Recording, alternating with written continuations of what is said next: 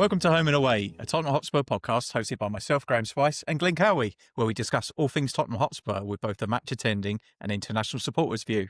Got a big episode to get through today. Glenn, are you good? I'm good, mate. I'm good. No time for weather chat, but Daniel Levy has gone. Almost 25 years. His hair getting ever less. He's left the building. So overseeing 14 permanent managers, 6 caretakers. I think Ryan Mason was about half of those. It's led to believe and reports Levy's last act was signing Xavi Simons in the wee hours of the morning to get that over the line. And further reports suggest he had no idea, had meetings in his calendar. It was business as usual for Daniel Levy on that particular working day. But we've got 2 great guests, Jeremy and Stephen, both expats in Colorado.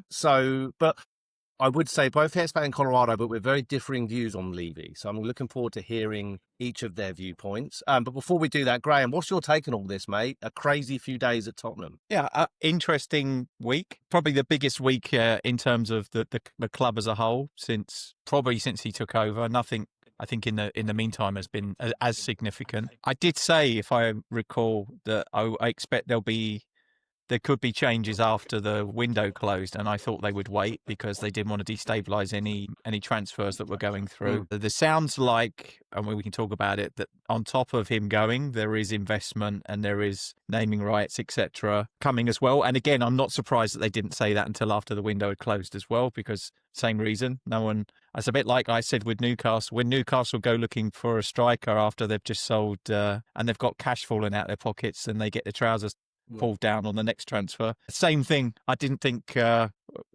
wouldn't be good for us to be seen to be incredibly flushed before the window closed, and it seems to have played out all right because I don't think we overspent in the window. Mixed feelings about it. I mean, from an infrastructure perspective, left the club in pretty amazing place, but I think we could all be disappointed with the overall performance on the pitch. We've had a few nearlies, but never really capitalised. I think my biggest problem we have against him is that we never really capitalised when we got close. Those were the opportunity. Those were the times we should have invested to push on, and we had periods like the 2019 season where we didn't buy anyone over in 2 windows, and I think that was down to him. That's not really I don't believe that was a management decision. But yeah. I'm excited for what's to come. I'm not sure it'll be that much different, I've got to be honest, but we shall see. Well, on that, I'll bring Stephen in. Stephen, you and I were messaging a little bit, just one-on-one, and then since in the group that we're in, you seem quite optimistic, which doesn't surprise me, I guess, given that you weren't a big Levy fan. But do you feel that this changes the club's approach? It sounds like Enick is sticking around. Sounds like the Lewis children, I guess they're not really children anymore, they're in their 60s, I think, but they're going to be taking it forward. You seem really optimistic. Is that coming from a place of the man that you put at the feet of a lot of failure has gone, or do you feel that there is change on the horizon and we will act a bit differently now moving forward? Yeah, I think there's everything you're saying there. I think there's an element of how I feel associated it. So the variable is an unknown, right? What we don't know right now is what the future holds, right? We can only just go on the information that we're fed through traditional media, social media, friends, etc. What I find interesting is we can't discount the fact that we do actually have 25 years of empirical data associated with Daniel Levy, right? And so there's absolutely, I'm not stupid. There's 2 ways, there's 2 pieces there, 2 segments. There's Tottenham Hotspur, the football club, and then there's Tottenham Hotspur, the enterprise. He, from an enterprise standpoint, there's nobody on this earth that could say that he hasn't been a fantastic manager, steward, CEO, chairman, however you want to term it, the person at the helm of that business. The things that he's done and brought to the club to make it financially viable for the future, which is definitely has been Jeremy's position for a long time, is undeniable. I'm definitely in the camp of I couldn't give a crap about how many Beyonce concerts there are, or I can drive F1 karts if the team aren't winning. However, if I take my emotion out of it and say, okay, I doubt there's a better positioned company, football team in the world from a foundation standpoint and a financial standpoint. So on that part, I recognize that he has been absolutely spectacular. And I personally am thankful for that to an extent. But then there's Tottenham Hotspur, the football team. all of us can agree we're kind of a similar age group ish. If you had like a, don't know, Jeremy's a lot older, Finn's a lot younger, right? Easier. But right, we all Easy. I don't know. experienced. We all experienced the hazy days of the 80s, right? Which were, again, what were Tottenham Hotspur known as? We were pretty much, you could put a bet on it, we'd win a trophy every few years, right? Whether that be an FA Cup, a League Cup. We were a trophy team. We've never been a league team, a league title team. And I think most fans were okay with that. And then we kind of went through this period. It's interesting you're saying, Graham, about like pivotal moments. I think this is the most pivotal moment in my adult life as a Spurs fan, as far as the club goes. If I look back, when Levy took over, I actually don't really remember too much about it, to be honest. It wasn't, sorry, I got a fly in my face. It wasn't a big deal, right, from my memory. I actually have more of a memory of how big a deal it was as a kid when Alan Sugar took over from Irving Scholar. That was a big deal because the club was in a bad way.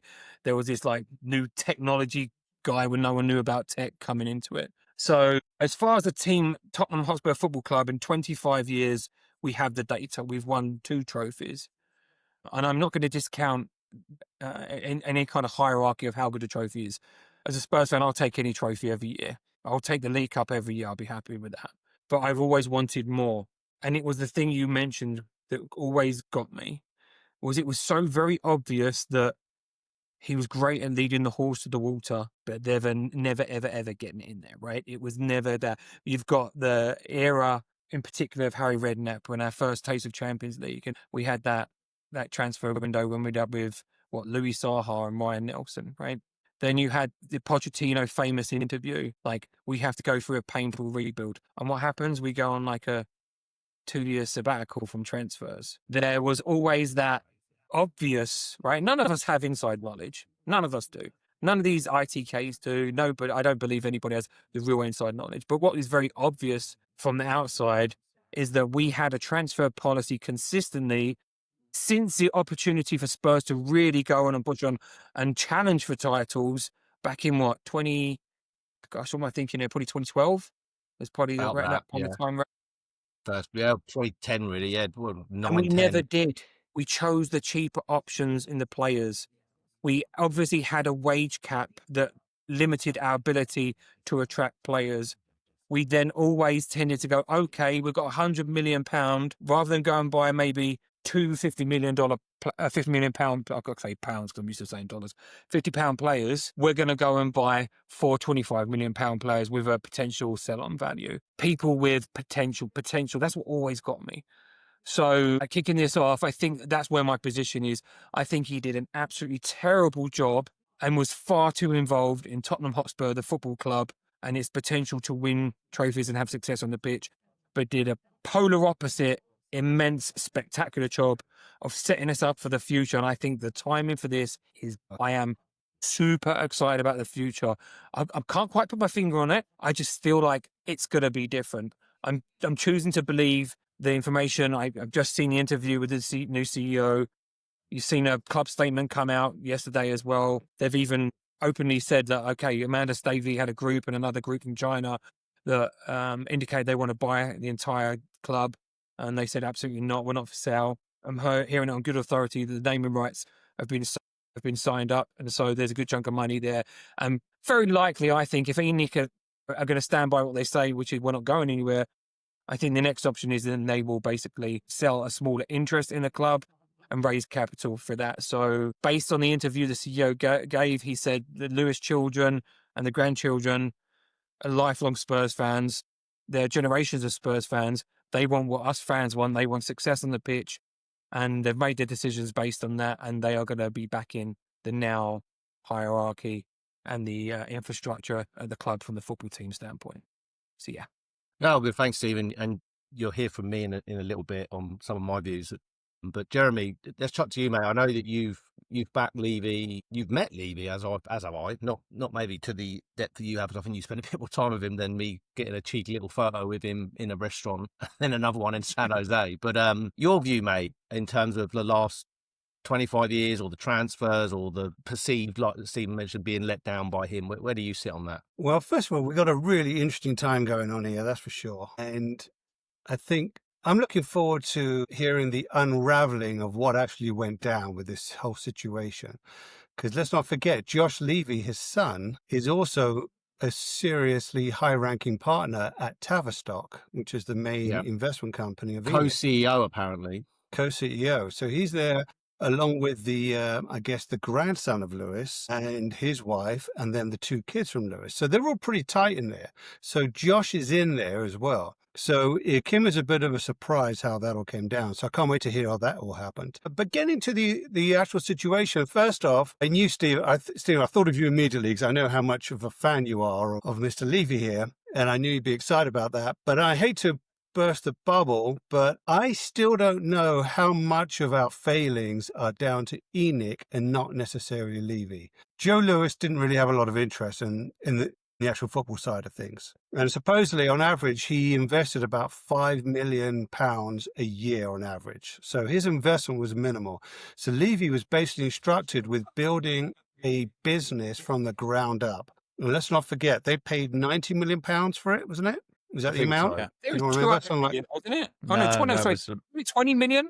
Wasn't I it 20 I think million? it was 80. I think it was 80 or 90 is what I Yeah. It was a remember. really low amount. But we were absolute shit back then. We were a team that had a couple of aging stars. And let's not forget, around that time, we would usually buy great players who had just past their sell-by date. They wouldn't have gone to Real Madrid. They wouldn't have gone to Man United. We picked up great talent just past their sell-by date.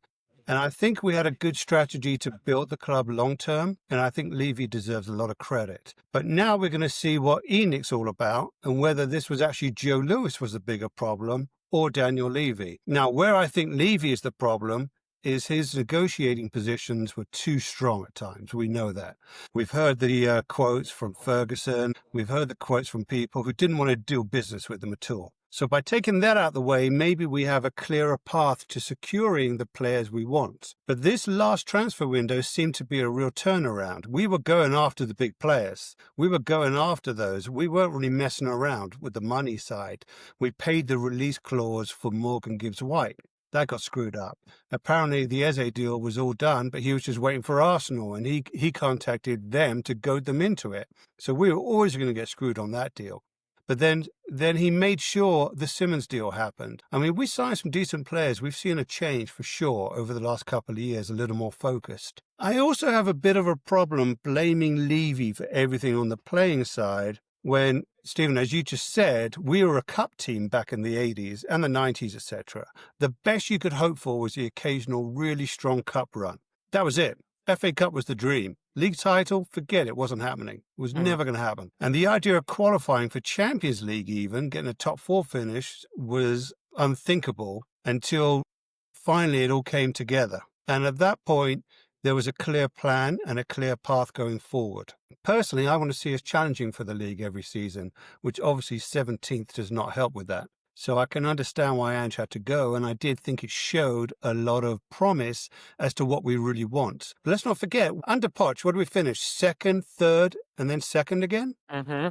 The year Leicester won it, we should have won it. We were the better squad, the better team. We were consistent. We didn't need any players at that point to push us over the edge. We were the better team. If that Chelsea game had gone differently as it should have done, we were all over them. We win the league. End of. So, I don't think you can put that down to Levy. How many semi-finals have we been in? Was it a crazy number, like 17 or something? The A numbers lot. a lot. Yeah. Yeah. Finals and semi-finals. I got sick of it. No. I arrived here in 2014, Jeremy, and so I'd spend God knows how many years before that going to semis and finals and watching us lose. Yeah. I went to 1.5 finals with Glenn. Yeah, saw you're us my lose. brother. So, and so, we've had the opportunities. We've been there. I think the big frustration for most people will be the transfer windows, where, as you mentioned, the Louis Saha. That was just a bit of a joke. Ryan Nelson, Louis Saha, that was a joke. Under Poch, we should have pushed on for sure. But I still don't know for sure that it was all down to Levy and not down to Poch not wanting the players available. Well, You based know, on your I think that's the point. Like I said, none of us actually know, right? It's your interpretation and my interpretation in different areas are slightly different. One of the things you mentioned, though, which I wanted to quickly pull you on, was, and I got this from the CEO interview today, was Levy's role.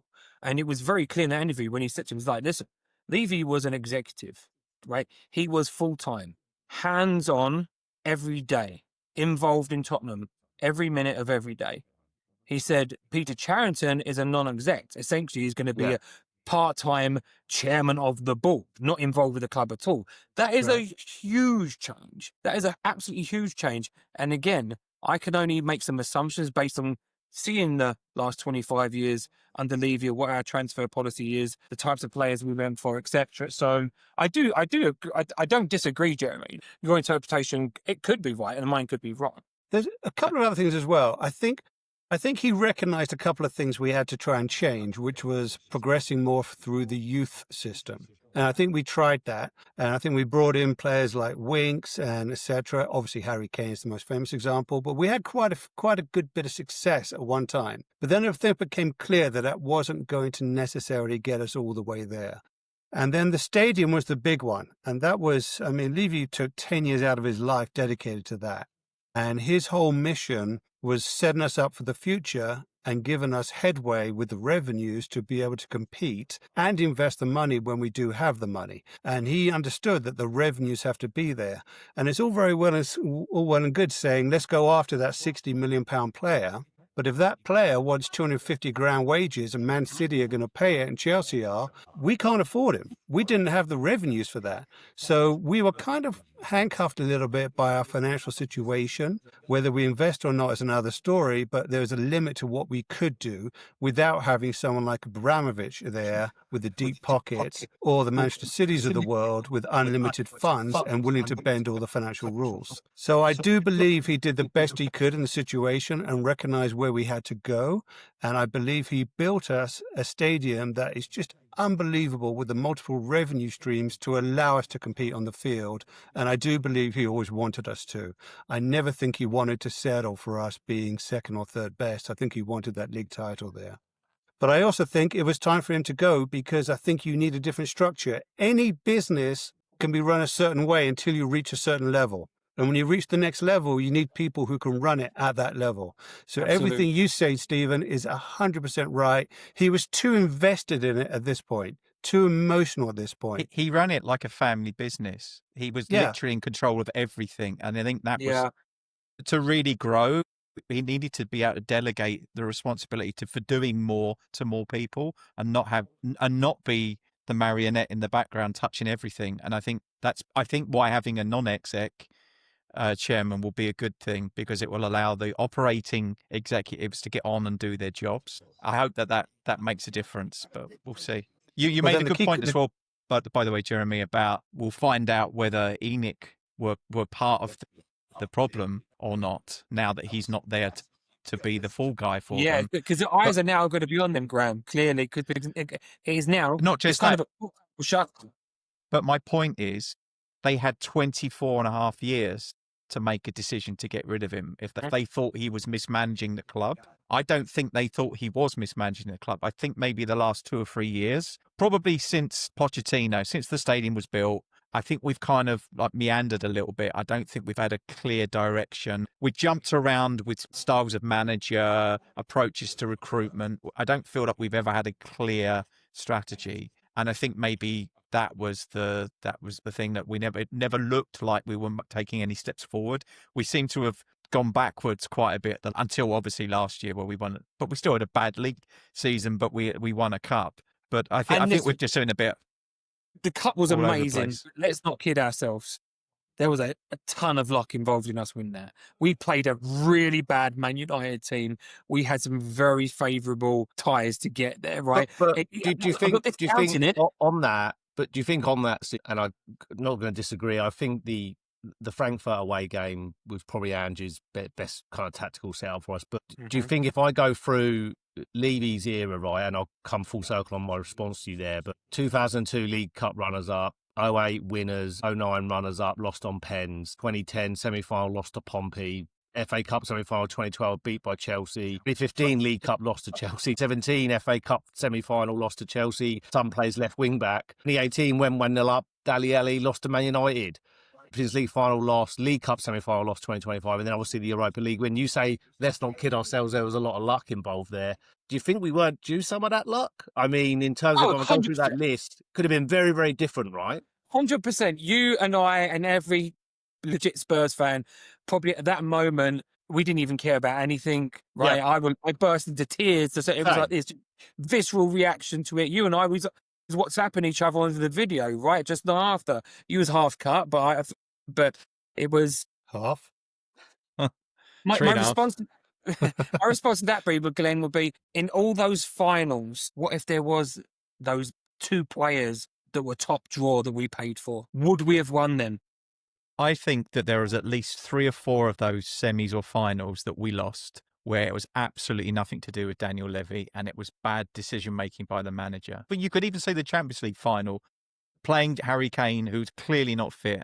So you can't blame Levy for those, right? Those are management decisions that he had no part in. So I think I think he gets blamed for a lot, but I think that if you look at that, we've got to late stages in a lot of competitions in his tenure. And I think most other teams who made it to that many late stages in the competition would have won more trophies. I think we just but if you're a pure football fan, if you're a pure football fan, you don't give a shit about coming second. All that matters is winning trophies. No, this is my point. I don't. Likewise, it's the band. You're right. You're right.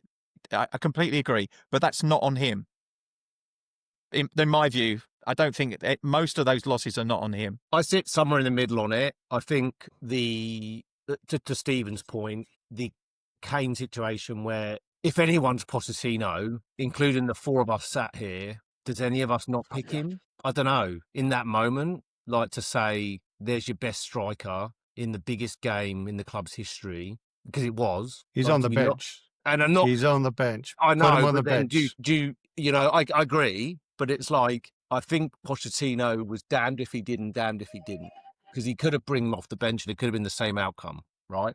But yeah, to your point, Graham, it's not all on Levy. But then to Stephen's point, if Pochettino looks over his shoulder and sees his bench with a more adequate out-and-out number 9 to be able to fill in, it's, yeah. How much of those losses as well was the culture of our club, the Spursy element, the fact as a team, most of the time, I think we're going into some big games and we're already in a lost mindset. I truly believe that. Well, it's well documented by Hugo Lloris that he gave everybody a Rolex for getting to the final. Exactly. Right. And I as a fan, did you supply him, Jeremy? Supplied by Jeremy. No, if I'd have supplied the watches, we'd have won. My point, what's important about the point I'm making here, right, is where is the culture of an organisation? Where is that ultimately set? That's set at the very top and it trickles down. And I truly believe that Daniel Levy was quite happy with being top 4, with the revenue that was generated, being one of the top 6 clubs. I think he was quite happy. I am not for a second saying that he didn't want to win trophies. I believe he wants to win trophies, but I don't think he was motivated to the point of winning trophies that we as fans are. I really don't.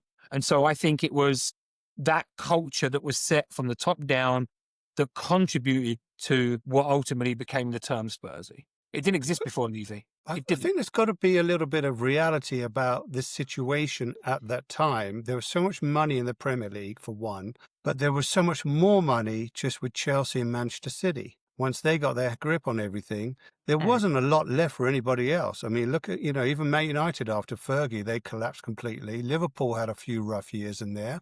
Excuse me. You make a good point. Even the neighbours. Jeremy, that we, at the point where we were at our best, where we reached a peak where we had built a really strong team and we were really doing well. Everyone else did as well. So it's like being Andy Murray at a time when you've got Djokovic and Federer around as well. We were good, but everyone else was good too.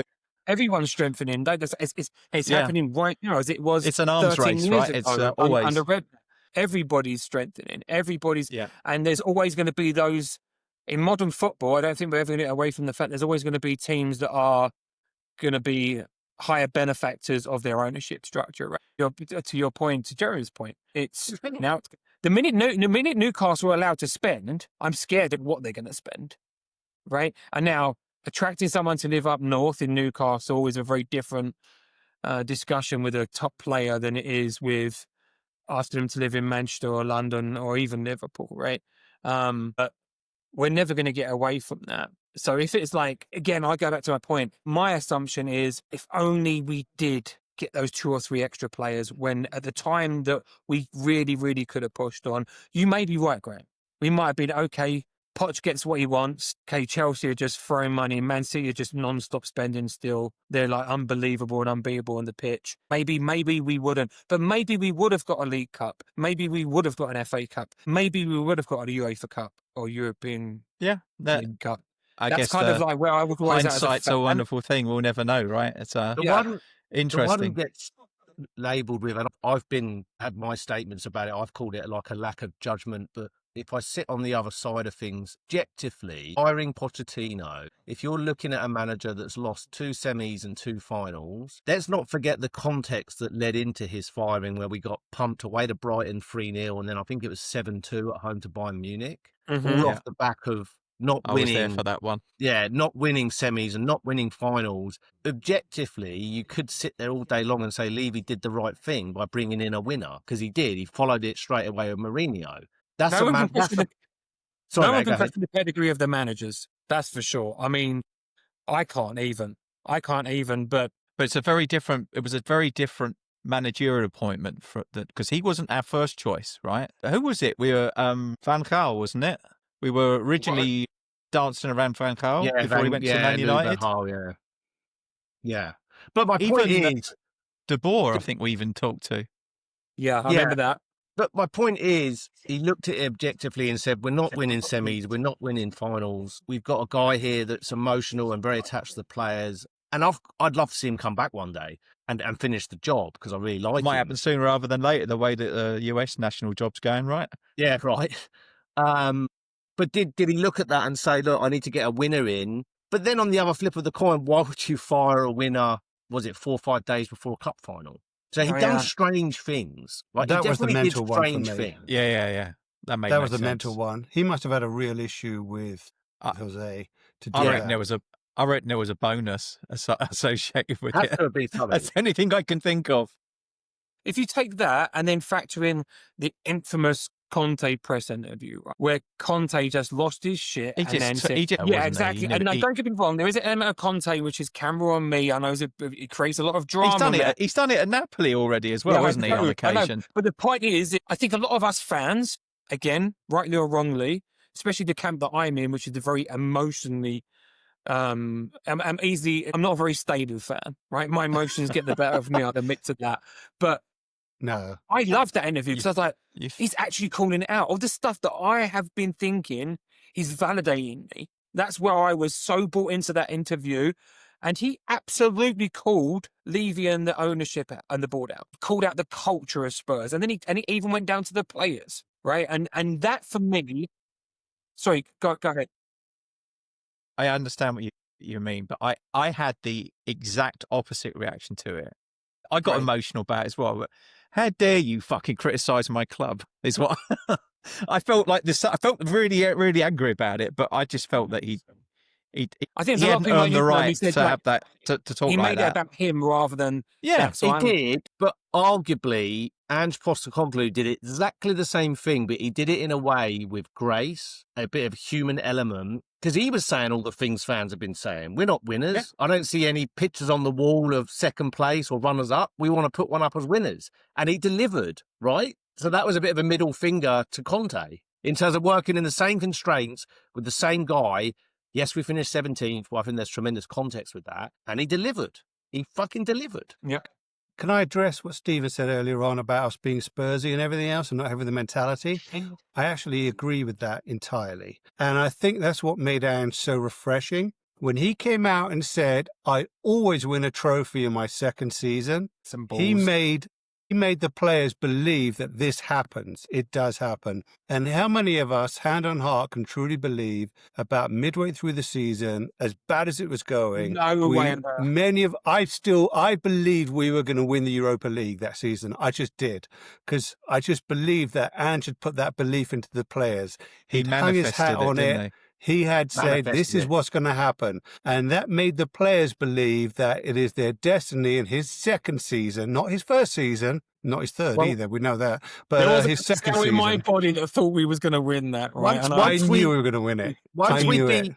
Once we beat Frankfurt, I started to believe, and we got obviously Bodo in the semi, I started to believe it was possible. But on that note of Spursy, you're both right. And I think what I really loved about Ange's era with Spurs is that he almost used that as a them versus us type of mentality. I'm led to believe that he played on the big screen in one of the games. I think it was before the final, maybe, or leading up to it in training. Owen Hargreaves and Paul Scholes were interviewed saying, well, Spurs are never going to win because it's Spurs.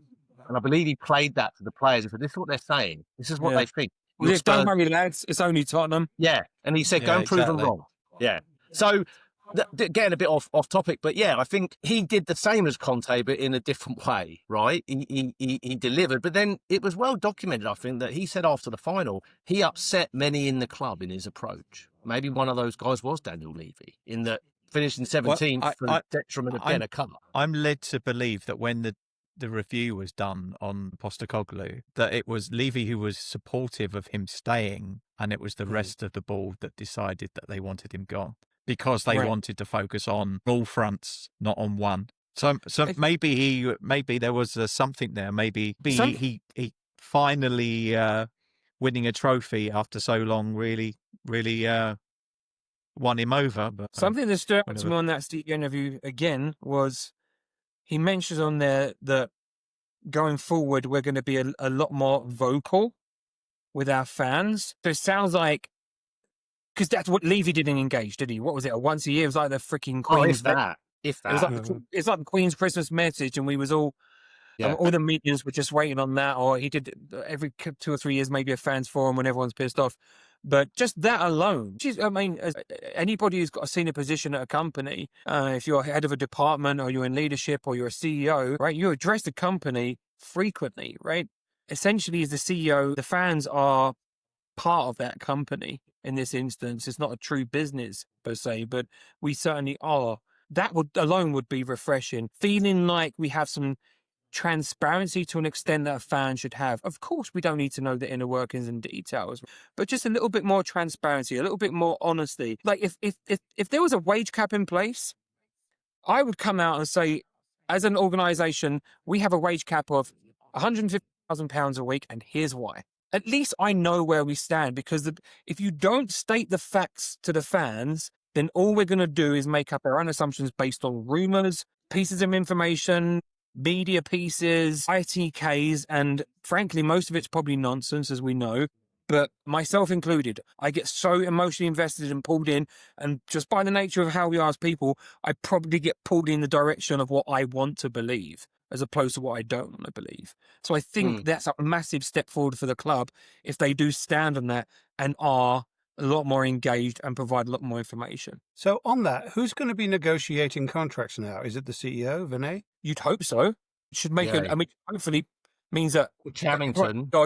No, he's not involved. He's not going to be involved in daily. He's going to That's board more of a decision. The daily. board will say, "Hey, you've got a budget of £100 million to spend." That then should go to the CEO, and the CEO makes decisions. I imagine with the director of football, whoever the scout crew bar, and says, "Okay, this is our budget. We want to fill 2 positions. Go and get me those players." That should theoretically how it should work. Which is again, it will be completely different. That is a refreshing change from how it was under Levy, because Levy absolutely was involved in the decision making. It was obvious. I think you mentioned earlier one of the biggest challenges now for us is up until now has been we could afford the transfer fees, but the salaries were a hurdle for us, like because we couldn't compete with Chelsea or Man City. There'd be $100,000 on top of what we were willing to pay to get someone over the line, and actually this because we've sold or let leave a lot of players who are on high salaries. Salary to revenue is really it's the lowest in the league, lower than That's right. any other team in the league, right? So I think that's somewhere where we could improve our chances on the recruitment side. But I'm not expecting us to go mad. Some of them have got like 85-90% of their. It can't happen overnight, Graham, no. because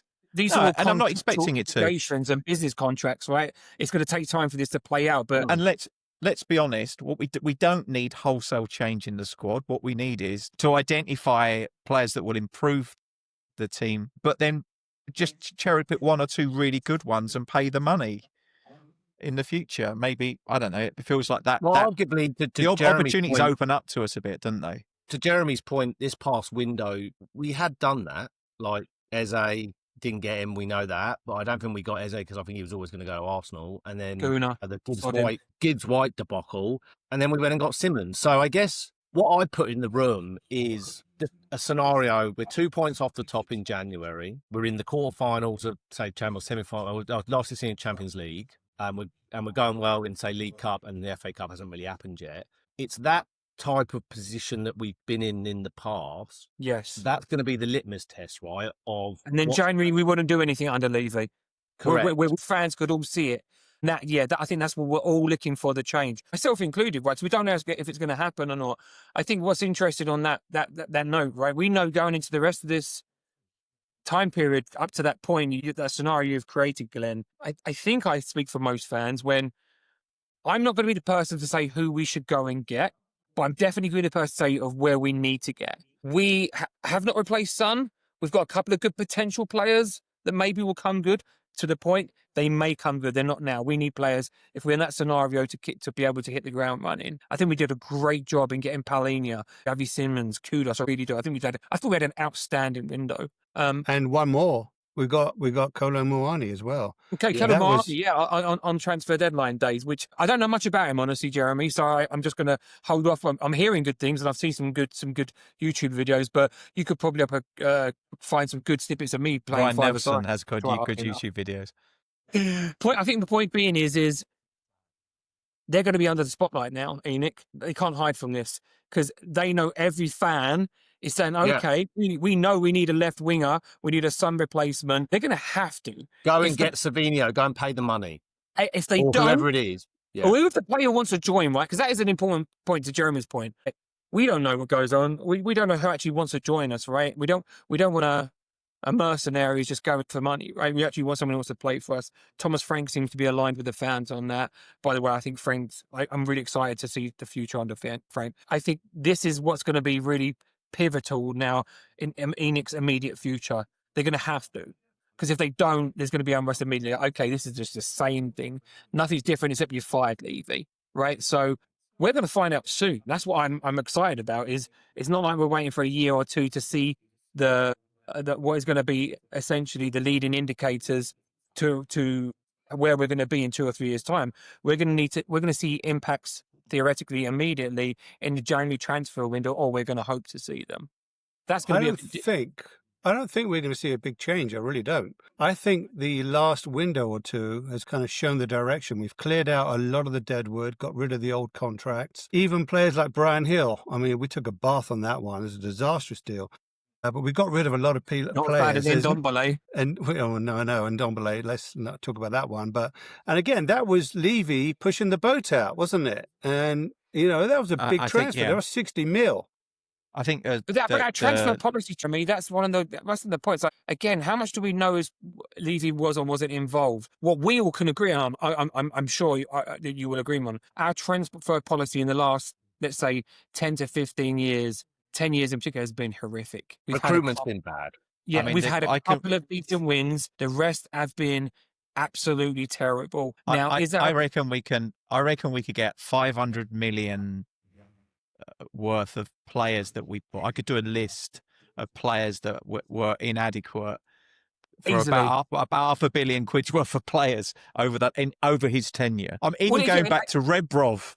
As a record signing at 11 million back in 2001 or something. If you look at the spend, right? If you look at the spend, like you said, we're like third or fourth in the last 20. I think I see something updated since in the last 10 years. Basically, I think we're third or fourth in gross spend. Net spend is a slightly different number, but on your point, Graham, I think it's a perfect example of what we've been like. Is that forward that Newcastle just signed for 82.5 million, and I think the owner of that club, was it Leverkusen? It was one of the German clubs. He literally just came out in an interview and said, "We've had their pants down." He just literally came out in an interview and said it.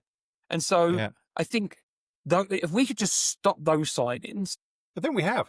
I think we have the evidence right there is that we have. I think we've signed really well recently. I mean, we're all excited. We've seen the new signings. Kudus, I think, could have been a risk, though, because Kudus has turned out to be brilliant. But I don't know. That does make me, now I say it, question the scouting, because he had a shit season last season, didn't he, at West Ham? Yeah, Well, my So mates that was a bit of a gamble. West Ham mates that are West Ham fans, and it just sounds like he down tools and he didn't want to be there. Yeah, I agree with that. I don't think he wanted to be there. He wanted What to- kind of professional I- mentality is that? No, To Jeremy's Yeah. point, like for every like bit of business that you look at and you say, yeah, like that. And look, despite his start this season, there's Richarlison. How much was he? 50 odd million? I mean, We'd have all binned him. 55. yeah. Yeah. I mean, so He spent most of the time he's been in himself in Injured. the treatment room. you could isn't he? even say the same for Solanke. I haven't seen anywhere near a £60 million player. Anywhere near it. I said the places for me. I do think our squad's in really good shape. I do think that one of Odegaard or Tell will come good. My money's actually on Tell. I think Ted will come good. Yeah. I don't see much in Odegaard. I think he's a championship player. I like Tell's mentality because, like, having been dropped from the Champions League squad, he gave an interview where he's like, "I'm motivated to get back." And for me, that's what you want Just from a scored an professional, absolute right? belter in the under-21s as well. Yeah. Today as well. I think the squad. I'd say our first 11 is significantly improved. I think Josh said it when we did a recording last week when we did a live recording for the last hour of the transfer window, and he said that I think one of the challenges we got is that we've raised the roof, but we need to raise the floor as well. So the squad depth isn't good. So when we have got players out, there's a big drop off in certain areas.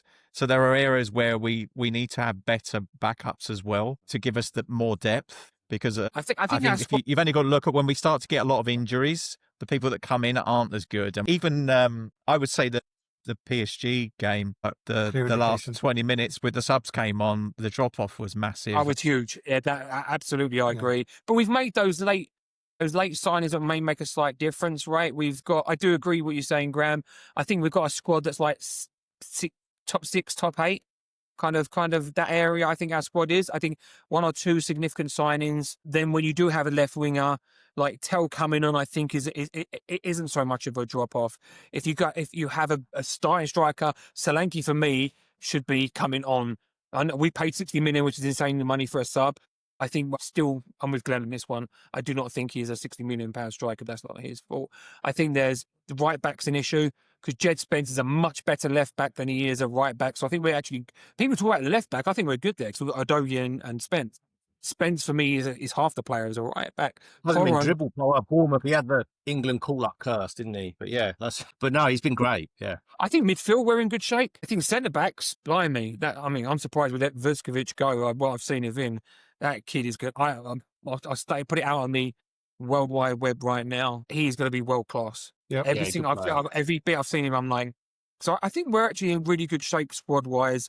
I think we need like 2 or 3 additions. I hope Enoch provide at least 1 or 2 of those in January. To Glenn's point, or if I think we'll find out real quick. Do you want a bit of breaking news? Yeah, I'm just seeing it too. Yeah, go. Nuno's gone. Nuno's gone. Nuno. Really? Yeah, No and you know surprises. there's two people in the market, right? It'll be Jose probably, won't it? and Ange. It's going to be Ange because of Marinakis, right? He's all over Ange. Didn't he invited him to some awards ceremony? Oh, he did. Yeah, you awarded it to him. Yeah, and you talk about, as we're talking about chairman and owners, and he's a basket case. Oh, he's an arsehole. Yeah. If Here we ever go. there was the Elbow most Forest. obvious player being held against his will, right? Did you see the big banner he brought out? What game was it? Was it Palace? It was Palace held it up, didn't they? Yeah. It's brilliant. It was brilliant. But he strikes me as just one big bully, that guy. Yeah, totally. Something that hasn't been talked about much, but was quite interesting and relevant in the current season is multi-club ownership. And we were basically when we were bought by Enoch, we were part of a stable of clubs. Well, they binned them all off, didn't they? So it was Rangers, Slavia Prague. Was it So Leon? was Belgium as well? Who? Sorry, I can't. It was a I Greek think team, Leon was there one, as well? wasn't it? Or Leo. Friend, It was- and they obviously had to say we were the first multi club owned. Yeah. Really, I mean, yeah, it's kind of crazy. Yeah, given Chris, that's kind of what do we think the first season under the exclusive stewardship of Enix going to end up in at the end of the season? Well, let's put it a different way. What do we think? But what, Jeremy? I'll put it to you first. What do we think? B, maybe what do we want? Like, what's a success? Now Levy's gone. We've got Thomas Frank in. We've signed some good players. I mean, Jeremy, what's a success for you? If you reflect in May and we look back on the season, what's a check in the box for you in terms of a win? Our season not ending where we played Chelsea. That would be nice for once. That would be a lovely thing. Yeah.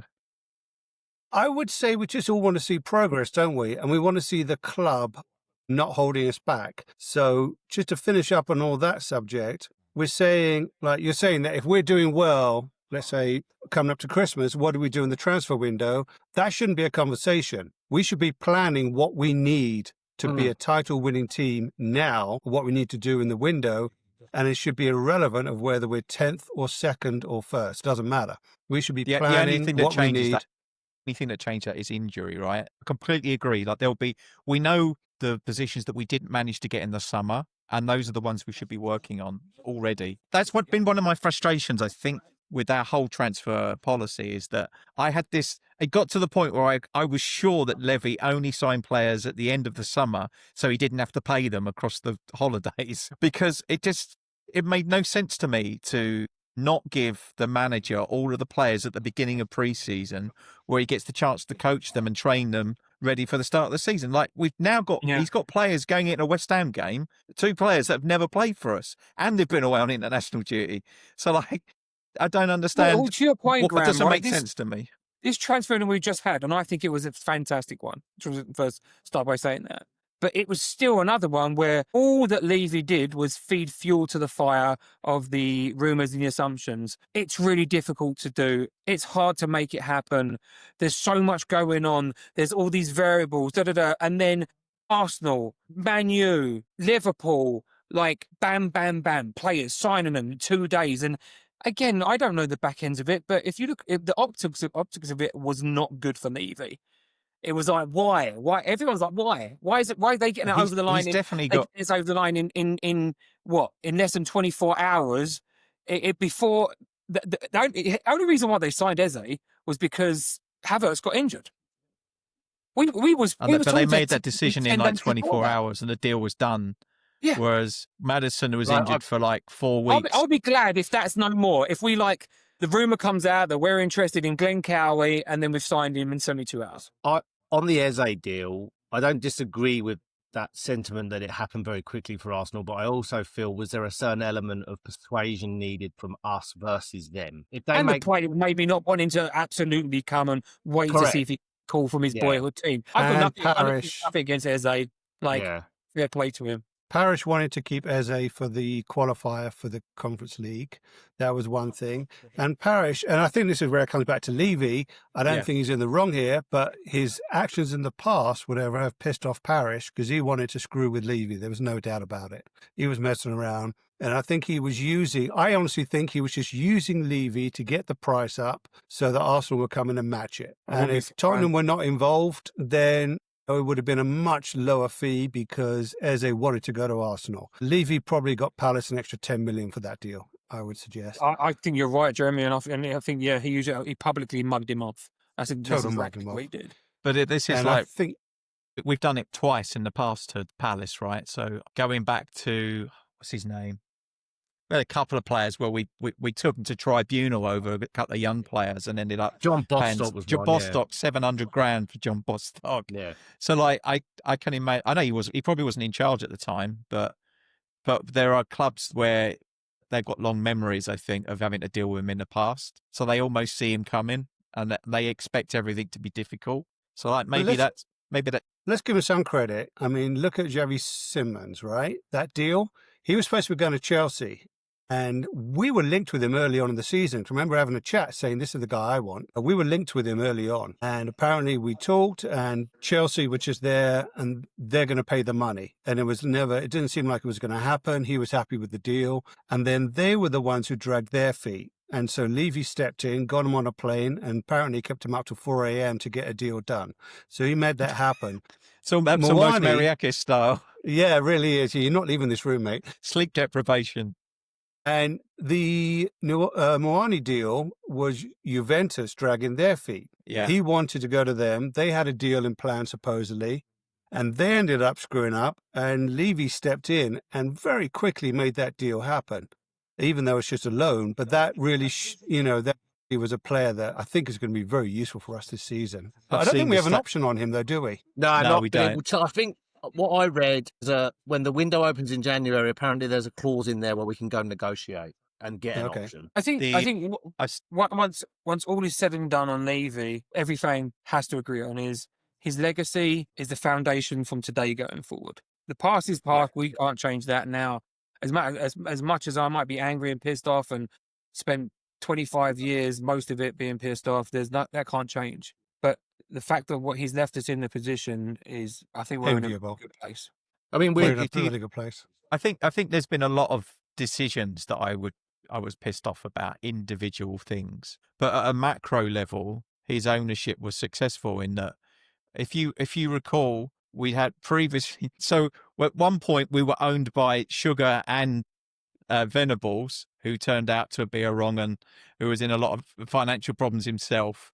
And the last couple of years that Sugar was in charge, I don't think he spent a penny. He was shopping in the centre aisle at Aldi, and then so he did when he first started. We were signing big players like you can only remember like Klinsmann and Les Ferdinand. We spent a lot of money, but then it tailed off.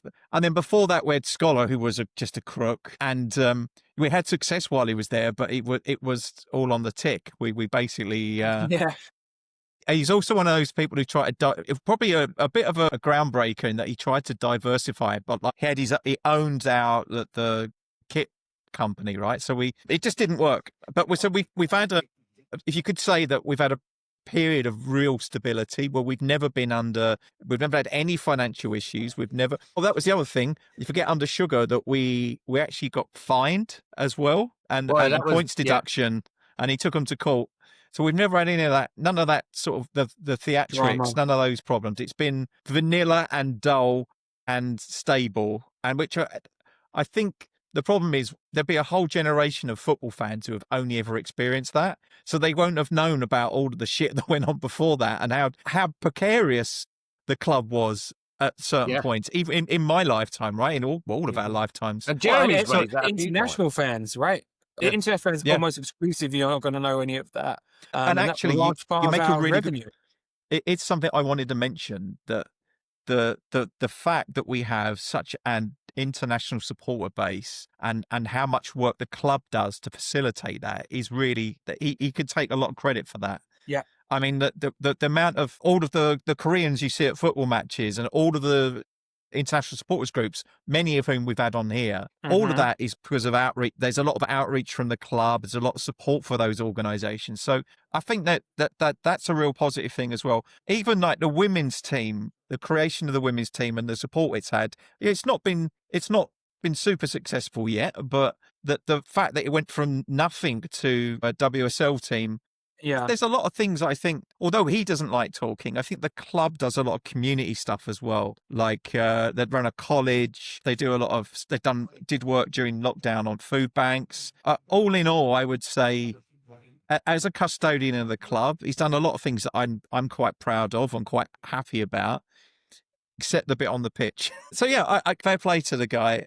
I can't imagine spending 24 years in one job.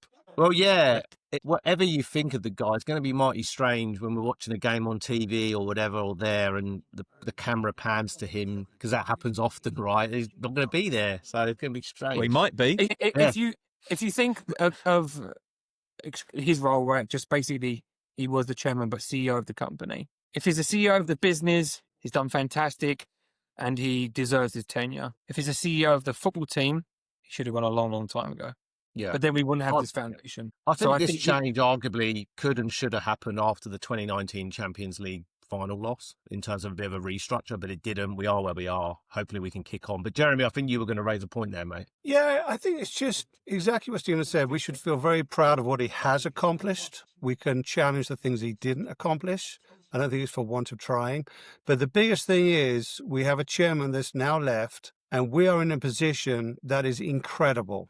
we have, and the biggest thing we've got, if you compare us to the likes of Newcastle or Villa, etc., the way we're set up financially, we've got a massive amount of headroom to work within we can go the and spend, financial I fair think, play and 300 million. PSR. We've Right? got to use Yeah. it, though. We've got Yeah. to Now use we've got to use it. Agree. Now here's where ENIC does not have that kind of motivation that other owners might, because they've said they're going to pump 100 million in, and they're like making a big deal at 100 million. What's that? 100 million is one top player now. I mean, this is not going to be groundbreaking. So we're still very much a self-sustaining business model, which is what Levy wanted. And I also think Levy recognized very early on the way the Premier League was going, the way the money was changing things. And he also recognized that for us to be a self-sustaining club, we have to do things a particular way. And along those ways, a lot of things changed as well. There is still the multi-club ownership and stuff. I think Chelsea are utilizing that right now, aren't they? They're taking advantage of it. Yeah. So all there the are some loans to things. Strasbourg. Yeah, exactly. Yeah. You mean And- Strasbourg Chelsea? Yeah, Strasbourg, Chelsea. So they're taking advantage of it. There's a massive pushback from the fans there. They hate it. They really it's don't all- like it. So to take advantage of it and to try and basically cheat financially and not be a self-sustaining business model. And you look at United, they got taken over by owners and they were hated. Liverpool's owners were hated up until the recent takeover. So it's not always great when the money comes in. I think Manchester City is an example of a club that was brilliantly run. But even that took a few years to happen with the money. But I think what Levy has done is set us On up the to surface, compete. brilliantly run, but Yeah, on in the surface, background, yeah. Well, the their 115 structure charges would enabled say them. otherwise. Yeah, well, they're managing it well because they But haven't I do agree. been nicked yet. That's the same thing for them as that the amount of work they did in the community and building the connection with the fans was important. And I think it's part of their giving it an acceptable face in English football. I think they did a pretty good job. They did. So- How they got there is another thing completely. Yeah, we know how they got there, and I'm proud of where we are and how we've achieved what we have achieved, the limited amount. But I'm proud of how we've got there. Far more so than if we'd have just been taken over and it's just Moneyball all the way through. I think when we do achieve more glory, and I think we will, I think we can feel very proud of it as Spurs fans. I think that's for sure. Now, do you think Levy should have a statue outside the stadium? Anybody? Well, You by far. not before Postecoglou.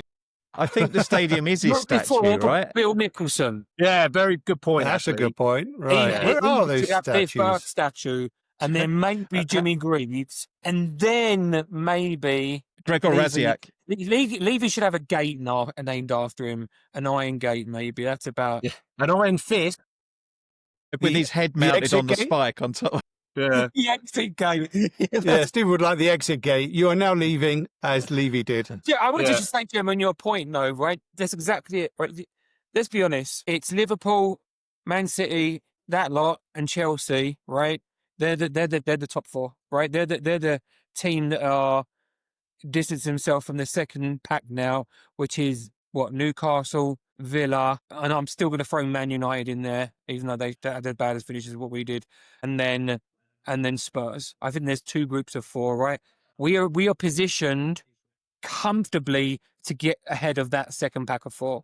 We Yeah. should be delving our toes into that top four group. We really should with the foundations that we've got. So now ENIC, for me, are under the microscope immediately to see if that's what their ambition is as well. Do we want I to think dine at the top table? The one thing I think we really need to find this season is consistency. I think we can't afford to have like two good games, 2 good wins, 2 clean sheets, and then shit the bed against a team that we should be beating. Like I think we that's did on Saturday. like we do every season just before an international break. Mm. I think it's like Yeah. 9 international breaks in a row where we've lost the game just before the break. Well, and Are isn't you- it 9 or 7 or something where we beat City and then we've lost the subsequent game? As well, yeah. Don't you feel like this is, for me, it feels like the most fresh start I've ever experienced as a fan. Now, I literally feel like I've been cleansed of my I hope sins, so. and it's with Yeah. this new with Levy gone, ENIC seemingly committing to the future of success, Thomas Frank being, I think, a perfect profile manager for what we need, and then a really good transfer window. I think all those elements for me, I think coming back to your very first question at the beginning, like I'm really optimistic. Can't tell you exactly why. But those things combined, I'm feeling more optimistic than I have done probably since 2016-17 under Poch. And for me, if we get to May and in the season, for me, as I've maintained in the early episodes of this podcast, this season, top 6 and a cup. I don't think we're going to win the Champions League. I would love to Why have not? the FA Cup. It's been too long. It's been 1991. That's mental. A top 6 and an FA Cup would be lovely. I'd love an FA Cup. Right? Yeah. I'd love an FA Cup. And then maybe throw in their last 16 of Champions League. Yeah. We need a good run in that. Just to say Yeah. we give it a good run. Jeremy? Yeah, give it a good go. Jeremy? You were going to say something. Yeah, I was just saying, I mean, first of all, I don't think we need to be any more excited about this season than we would have been if Levy was still there. The results are showing. We're starting to spend the money. It was starting to happen. I think it gives us a little bit of a lift for the past, and maybe it's a mental thing. I think for you, Stephen, it's a very mental thing. You just want to be rid of those negative ideas, but I don't think it changes that much, to be honest. And you go back to the best feelings. I mean, those first 10 games under Ange on his first season, I mean, that was ridiculous. We were playing incredible football. We were looking like we were going to win the league that season. You know, it was nuts. And Robbie then Williams was Chelsea singing happened. songs for us. And then Chelsea, as always. But, you know, so I think it's hard to see what's going to happen. I think it's going to take Frank a bit of time, but I think he's a bloody good manager. And I think as a club, we're moving in the right direction. And, you know, if Chelsea get a few injuries this season, which they deserve, then maybe we can, have a little bit more luck on that side this season and get into that top 4 and really compete and cement ourselves as a top 4 team and bring in those last few players to really push us over the edge over the coming seasons. I think, Well- a top 6 and Arsenal coming second again. That would be a Well, great. that would be, that's That'd be a utopia. great season. I- I'll take just- Arsenal just- couple second over last 16 finish the Champions League. Actually, Just conscious of the time, like to just quickly look at the West Ham game on the weekend. Yeah, I was about to say the same. I've got about 5 minutes where I need to do real work.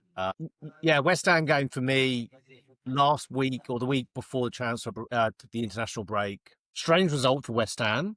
No one called that. Like, no one called they'd go to Forest and pump them. No. And also, nobody called that Bournemouth would rock up and beat us. Like, I thought it'd be a close game, a good game. comfortably. Yeah, very comfortably. It could have been 4-5. Glenn, my sister was So at the game and she said it's the most boring game she'd been to in Graham years. was there. Yeah, Graham was there Yeah, too. it was bad. We were poor. Yeah, really bad. poor. So I think the West Ham game, I think we do see. I think Simmons starts. I think he's straight in.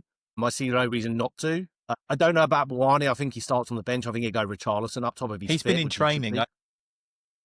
I don't think Yeah. he was away internationally. I think Simmons- he's been training since he joined. So he might be closer to starting Simmons because Simmons has been away with the Netherlands, right? He has been away, but that also suggests to me he's got minutes in the legs. Just get him in for me. Get Simmons in. If we had him against Bournemouth, it changes the outlook of that game completely. I think we beat West Ham. I think we might, I hope, beyond hope, I think we might go and do what Chelsea did to them. I think we've got enough in our locker to go and give them an absolute hiding on their own patch, which would be lovely. Question, though. Kick on. I didn't see the game. Did West Ham win because they were really good on the day, or was that just West their Ham- luck in playing West Forest in a shambles? In my opinion, West Ham won because Paqueta was playing like Really he well. was a season or two ago. He absolutely run the show. So he wanted the transfer, didn't he? He wanted to come to us, clearly. He was Apparently, playing- but- Yeah, or He's the badge, there was though. And he kissed yeah, the badge other- and everything. So I Whatever. fancy we beat them 3-0. I also agree with you. I think Simmons has to go straight in. Wani, I don't think starts. I think you have to start Richarlison up there. I think he's had a good start to the season. Nobody had a good game against Bournemouth. So I have to wipe a mouse of that. I think there's an element of that maybe we can be a little bit grateful for in the fact there might have been a really early season wake-up call. Hold up, you can't just rock up to teams like Bournemouth and think we're going to win this under Frank or with this new setup. So I think we spank them, to be honest. Yeah, I hope So. to do. Jeremy, you got a prediction for us, mate? I think we're going to win. Sorry, is it home or away? Away. Away. It's a 5:30 UK kickoff. Ooh, So it's okay. It's the So, London not running too bad and for you, is it? But for Glenn, it's not a great one. Yeah, Yeah. I've got some duties this weekend. I'm a part of the scout group with the kids, so I've got to help them out at camp. So I don't know when I'll watch it. I will watch it, but I'll be on blackout and watch it at some point. 2:30 a.m. for me. Yeah. I don't know. I think we'll win. And to question how the game goes. And I think Frank is a little bit more capable of just managing a game. So if we're looking comfortable, I think he'll happily take a 2-0 win. And I think we can easily set up to make it very difficult for West Ham to get anything out of the game. So 2-0 win. Graham, are you watching? Are you watching at home? Yeah, I think Thomas is due back from Vegas today, and he's coming round at the weekend because nice. Heather and Charlotte are off to Dubai for a week, so I'm on my own with the dog. So he's going to come round and watch the game and go out for a curry with me. So I think, nice one. 2-1. I'll take it. I'll take any 3 points. Well, it would be lovely to go there and absolutely spank them like Chelsea did. Kudos, Kudos. Well, I forgot about that little subplot. Yes, Stephen, great point. Yes. I wonder what reception he'd get a bit of he'd be booed, wouldn't he? Yes. Oh, he's going to get a horrible reception. I think he'll thrive on. I think you with him. Yeah, hopefully. Well, good stuff. Look, it was a real pleasure to have you both on. You know, I knew as soon as the news broke, I messaged with Graham. I was like, I've got an idea. We need to get Jeremy and Stephen on.